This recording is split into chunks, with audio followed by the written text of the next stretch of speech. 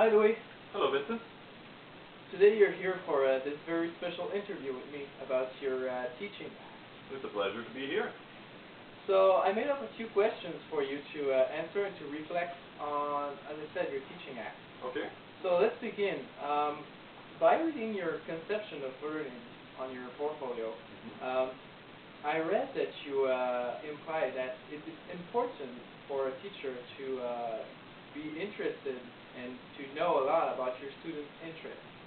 Because in English you can use that tool to create a lot of learning strategies. So what kind of strategies could the teacher use in order to understand their students' interests? How could you come up to do that? Okay.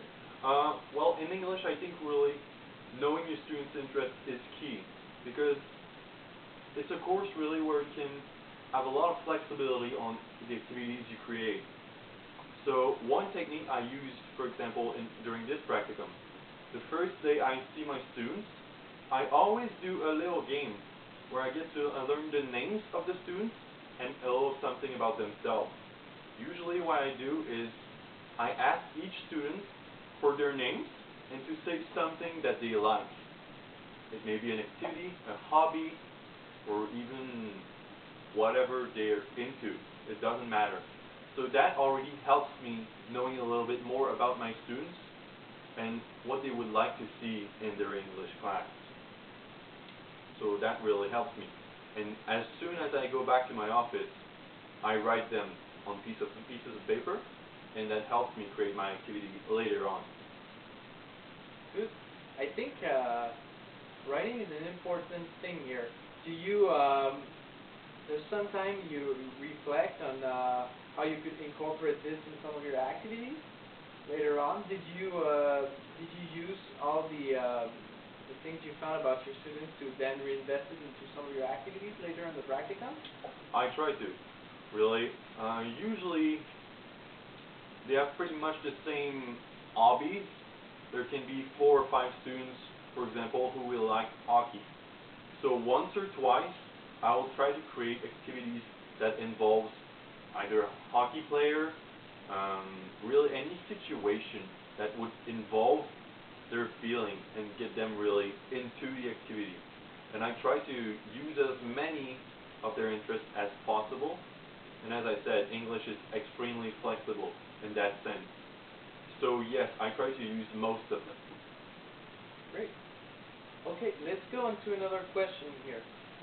In the same document, in your conception of learning, you also mentioned that it is important to create an appropriate environment for cognitive development. Could you give us an insight or details on what describes this kind of environment for you? Okay.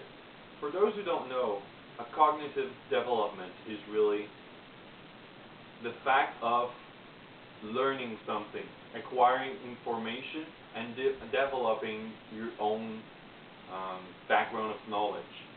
So in my mind, a good environment to create cognitive development is a space where the student feels safe. So a matter of respect is extremely important in that sense.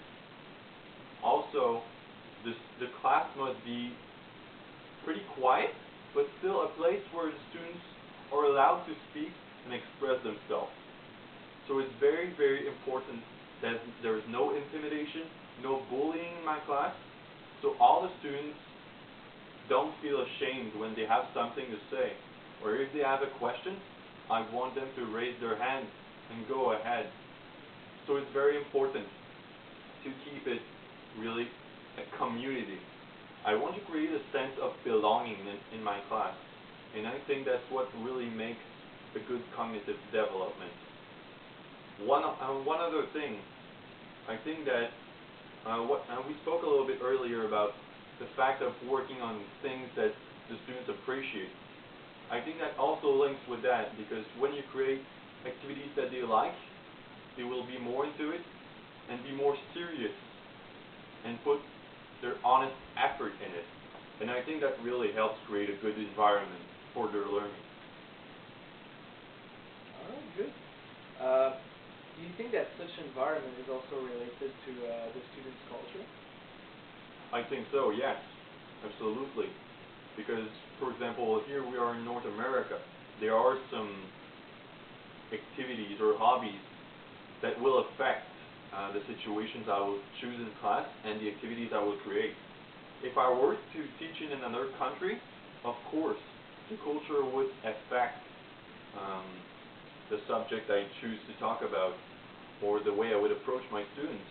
There are cultural changes between countries. We don't have the same habits and we don't have the same mannerisms. So yes, it does affect the class sense. Culture, primary and secondary, highly affect in a classroom. Okay, great. Thank you. Next, we'll move on to your competency tree analysis document. I had something to ask you about that one. Okay. In your self-diagnostic part, you said that you rated your performance at a 7 out of a 10 concerning this competency, and it seems like you had still a bit of progress to do because there's still 3 out of the 10, obviously. Yeah. But here's the question: how much progress did you make, and how did you do so? Okay. Well, of course, when I rated myself a 7 out of 10, it was after my first segment, my first block of the second internship. So what I had done, I had just completed my midterm planning and also some of my activities that I planned ahead for the second block. So in that second block, I didn't really get to know my students that much. So getting to know them, I think simply teaching them makes us learn a lot about what is effective in a class, what can I repeat, and what shouldn't I repeat. Is it a good idea to make a brain teaser at the beginning of the class? How long should a grammar segment be? All of those things come from experimenting. So of course, I think I improved a whole lot during that internship simply because of that. Experimenting is really the key from my perspective, and it also affects the planning. I don't plan the same way, knowing that my students perhaps won't react as well to a certain activity than another one. So it will affect myself, and if I had to grade myself another time, probably I would grade myself a bit higher than a 7. I think I improved, mostly from experience, and also from what I've learned between my discussion with my associate teacher and also you as an internship partner. It definitely helps. Right, okay. Now on this subject, obviously you mentioned that experience helps you a lot, but I think you approached it as an important factor for let's say one specific group, but let's try to make this broader. Okay. Let's say that you take your experience that you made from the first practicum. Do you think that you could reuse this for the upcoming practicum?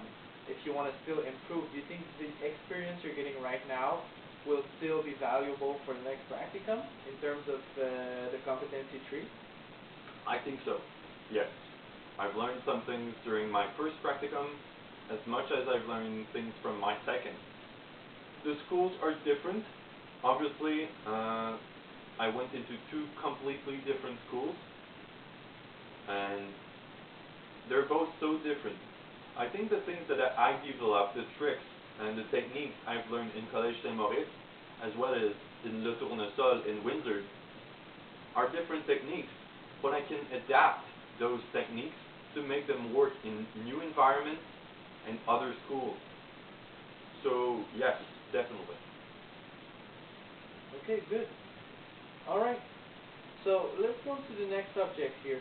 I read your journal entry, and I came up to ask you this. At one point, you say that your students were intimidated by your presence at first. But here's the question: are they still intimidated by your presence, or not? Okay. I don't think they are. Or if some of them still are intimidating, I think it's really not as much as it used to be. The thing is, as a professional or as an intern, at first, yes, people can be intimidated by me. First of all, well, I'm extremely tall. Also, I talk in a very deep voice, especially with students who are female, younger students, can be highly intimidated by a teacher like that. In my case, in my scenario, my associate teacher was a woman who has a pretty soft voice. So when they heard me the first time, of course, they felt intimidated because it was so different. They had to learn how to learn, really, with another teacher, one that had different techniques, and that was completely different than the one they had before.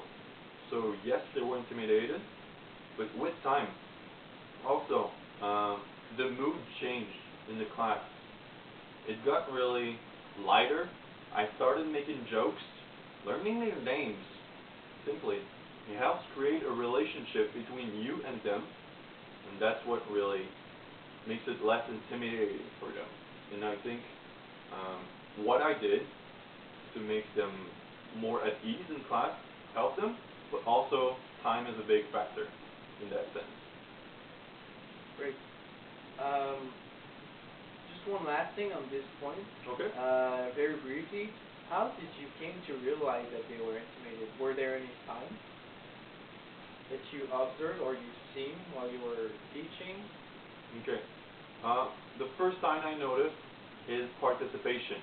Okay. When they are intimidated, they don't raise their hand. They are shy. So simply you will ask questions and nobody will answer. Perhaps that comes from the lack of experience and not knowing how much time you should wait or how much pressure I should put on the students to answer. I don't really remember your question, sorry. So what were the brief signs that you seen? Okay. So, like Yeah. you said. So participation. I think with time, they got more at ease in my class and they started raising their hand. That was one big thing. Also, the way they approached us, my associate teacher was always in the class. So when they had questions or wondered about something, they would go ahead and ask my associate teacher, even though she wasn't in class. Sorry, she was in class, but she wasn't in charge. Oh. So usually what she did is she told him, go ask Louis, he's in charge. So that's what they did. And with time, and with my changes I did in my teaching, it made them less intimidated, and their attitude changed toward me. Great. Okay. One last thing. Okay. Very quickly. Sometimes I see, so let's say in your video track, I see that sometimes you use very defining vocabulary because, well, that is good in this scenario, but sometimes how can you make sure that the students are acquiring the new vocabulary or these more defining words? What strategies could you use to make sure that they understand the words and that they can maybe review them? Okay. I teach a lot secondary to core, so of course their English level is pretty low if we consider the average level in high school. So yes, I had to adapt my speech a lot to their own rate. So I started speaking a little bit slower and also making a lot more pauses. And as you say, when I come across a word that's a bit more complex, a bit more specified, I try to use synonyms. So that would adjust and make it more reachable for them so they could understand. Also, a technique I use a lot is mimics. I mimic the action and I create examples. So if I use a word that they've never seen before, I try to make an example with it. Put it within a sentence. And yes, also, because they are lower students, sometimes I did refer to French. And I think at that level, it really helps them. What, just concerning the levels, what's your range of level that you should try to use, sometimes use French compared to English? What's your range? Okay. I think with secondary too, because they're lower, I use approximately 5% French. So it's not that high, really. Okay. Okay. Well, thank you very much for this short interview. Okay. I think you enjoyed, and I think you reflected a lot Thank on you. most of these questions. So Much appreciated. thanks. All right.